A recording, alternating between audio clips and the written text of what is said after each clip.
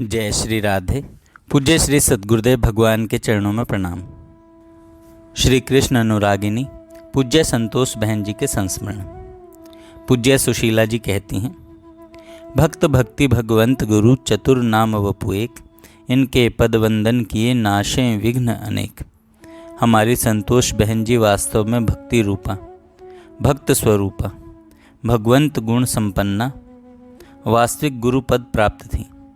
भक्ति का प्रत्येक लक्षण उनमें ओतप्रोत देखा है, इसलिए उन्हें पूर्ण भक्त कहना अतिशयोक्ति नहीं। हमारी उषा बहन जी उन्हें छोटी यमुना जी कहा करती थी।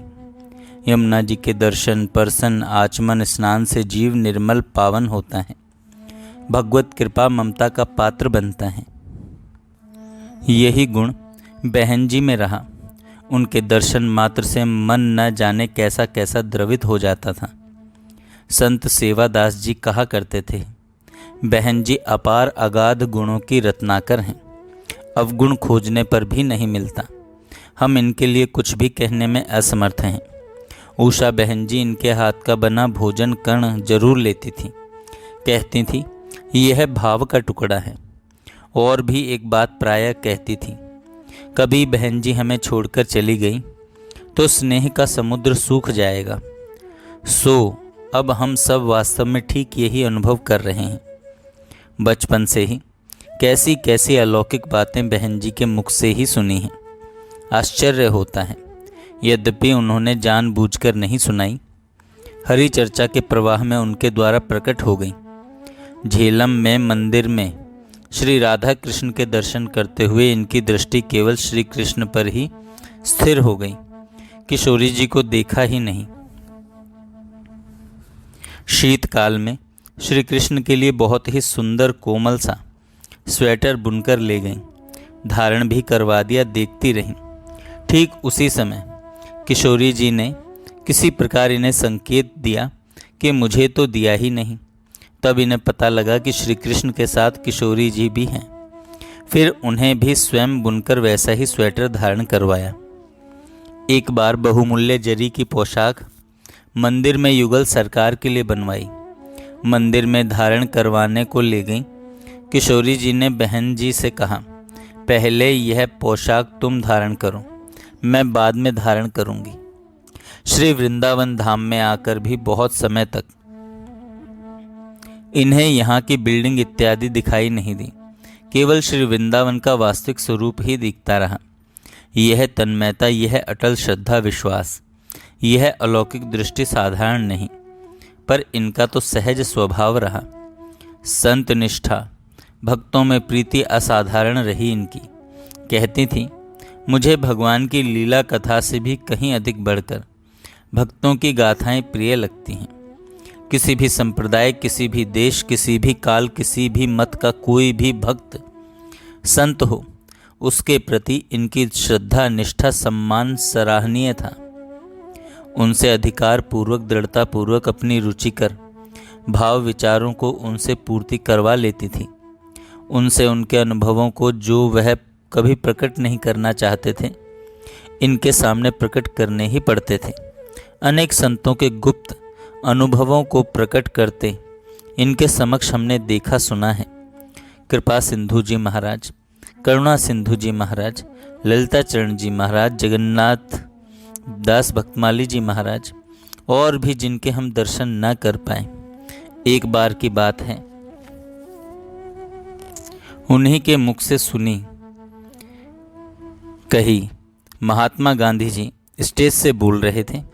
उस समय बहन जी 13-14 वर्ष की होंगी। गांधी जी की वाणी से इतनी प्रभावित हुई कि स्टेज पर जाके उनके चरणों को स्पर्श किया। गांधी जी ने इन्हें जबरदस्ती उठाया, प्यार से बोले, बेटी क्या चाहिए तुझे? बोली, मेरे योग्य मुझे दो। उन्होंने राम नाम, सत्य पालन और खादी धारण करने का आदेश दिया। तभी से यह तीनों आदेशों का पालन करती रहीं। संतों की सेवा सम्मान शास्त्रों में वर्णित पढ़ी सुनी है, पर युक्ति युक्त आचरण मनसा वाचा कर्मणा एक देखा है तो इन्हीं में देखा है।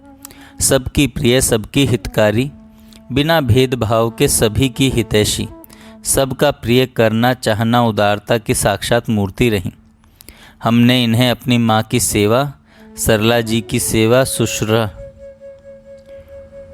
करते हुए देखा है। सरला जी की सेवा शुश्रूषा करते हुए देखा है। बेजोड़ उदाहरण है इनकी सेवा। सो कहाँ तक इनकी भक्ति भक्त लक्षणों का वर्णन करें। अपार चरित्र हैं। जब भी मिलती बातचीत करती राम नाम महिमा, राम नाम की विवल पिपासा का वर्णन करती। अंतकाल में अंतिम शब्द राम नाम महिमा वर्णन करते करते बोलना बंद कर दिया। भगवंत गुण भी इनमें प्रकट देखने में आए हैं। उषा बहन जी के ठाकुर जी तो अनेक बातें इन्हें दिखाते बताते रहे। यह अपने घर में तुलसी का पूजन करके परिक्रमा कर रही थी। ठाकुर जी इनके साथ साथ परिक्रमा करते दिखे। एक बार अन्नकूट का भोग लगा रही थी। ठाकुर जी को इन्होंने आरोगते देखा। बाजरे का लड्डू रुचि से पाते देखा। लाल वस्त्रों के लिए शिकायत की कि उषा जी ने वस्त्र दे दिए। ऊन के वस्त्र पहनकर बहन जी को दिखा दिए। उषा जी ने अभी तैयार नहीं किए थे। कई घटनाएं हमने ऐसी भी अनुभव की कि ठाकुर जी ने बहन जी को छद्म वेश में अनेक अनुभव करवाए। किसी पर भी कोई कठिनाई आ पड़ी, बहन जी के पास दौड़े आए। उनकी सहृदय वाणी से, उनके सांत्वनापूर्ण व्यवहार से, हितैषी उपायों से उस दुष्कर कठिनाई का निवारण सहज में ही होते पाया है। अब उनके जैसा दुखों को सुनने वाला, सांत्वना देने वाला, उपाय बताने वाला, निवारण करने वाला कोई नहीं दिखता। इस प्रकार भगवान के गुणों का प्राकट्य भी उनमें प्रत्यक्ष देखने को मिला। वह गुरुणाम गुरु रही हैं। गुरु का सर्वोपरि लक्षण जो जीव को ब्रह्म से मिलवा दे, परम लक्ष्य तक पहुंचा दे। बहन जी में यह तत्व सहज स्वाभाविक रहा। वह गुरु पद को प्राप्त हैं, चाहे अपने दैन्य के वशीभूत हुई, किसी को भी दीक्षा प्रकट में न दे पाई, पर उनकी दीक्षा हमें उनसे हर क्षण हर पल मिलती रही, सदा सदा मिलती रहेगी। हमारी उषा बहन जी को सर्वप्रथम श्री धाम में इन्हीं की प्राप्ति हुई। इन्होंने ही उषा जी को वृंदावन के कोने कोने के दर्शन करवाए, यहाँ के सभी संत महात्माओं से परिचय करवाया। श्री वृंदावन वास के लिए पूज्या बहन जी के प्यार दुलार पूर्ण आश्रय में हम सब सदा सदा के लिए इनके आभारी हैं। नतमस्तक बहन जी की। सुशीला। पूज्य श्री विजय भाई जी कहते हैं कि मैं क्या लिखूं बहन जी के विषय में। कुछ भी लिखना एक प्रकार से उनका मूल्यांकन करने जैसा है, जिसका अधिकार क्षेत्र महान पुरुषों को ही है। सभी ने पूज्य संतोष बहन जी के व्यक्तित्व की महानता को एक स्वर से स्वीकार किया है। वे महान थीं, आजीवन महान बनी रहीं। शत शत नमन सहित विनीत।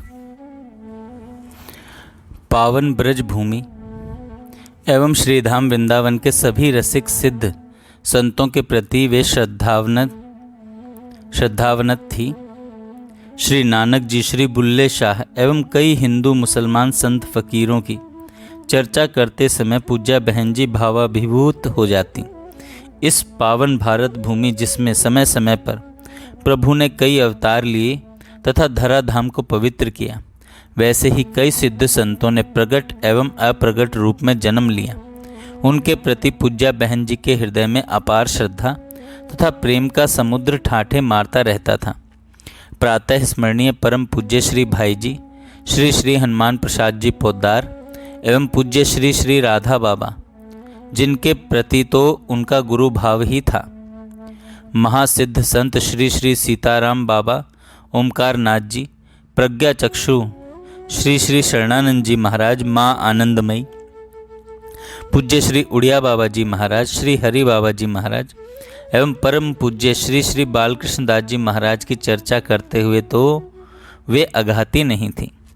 पूज्य ललिता जी, पूज्य उषा जी एवं उनके परिकर पूज्य श्री मनोहर दास जी, पूज्य देवी जी, पूज्य श्री घनश्याम दास ठाकुर जी तथा वेणु विनोद कुंज के अन्य संतों एवं परिकर के प्रति उनका अगाध स्नेह था। उन्हें भी उपरोक्त संतजन बहुत मूल्य एवं सम्मान देते थे।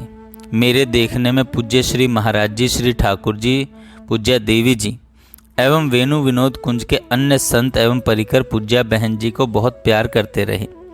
सबसे विशेष पूज्य बाबा मनोहर दास जी पूज्या बहन जी को बहुत बहुत प्यार करते तथा सम्मान करते तथा जब जब भी वे अस्वस्थ होती खबर पाते ही एकदम दौड़े ही आते। अंत समय में तो बाबा हर रोज घर पर तथा हॉस्पिटल में भर्ती होने पर उन्हें देखने जाते तथा हालचाल लेते। इस सब में पूज्या बहन जी का अपना व्यक्तित्व एवं ठाकुर जी के प्रति समर्पण तथा शरीरातीत रहने की कारण था। उनसे नहीं चलते बनता, फिर भी परम पूज्य पाद श्री महाराज जी के प्रत्येक उत्सव में वे अवश्य आती और सबसे बड़े प्रेम से मिलती। उनकी परिस्थिति से सभी में प्रेम, दैन्य एवं वैराग्य अनजाने में ही उमड़ पड़ता। कछु लेना न देना मगन रहना वाली उक्ति उन पर बिल्कुल अक्षरशः लागू होती है। जीवन पर्यंत किसी से कोई याचना नहीं, अपने ठाकुर भले, अपने ग्रंथ भले और अपनी उनकी रहनी भली।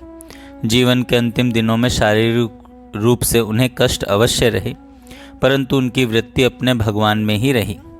पार्थिव शरीर छूटने पर उनके दर्शन करने से लगता था उनके नेत्र किसी अलौकिक वस्तु के दर्शन कर रहे हैं तथा मुख पर पूर्ण सौम्यता एवं संतुष्टि व्याप्त है।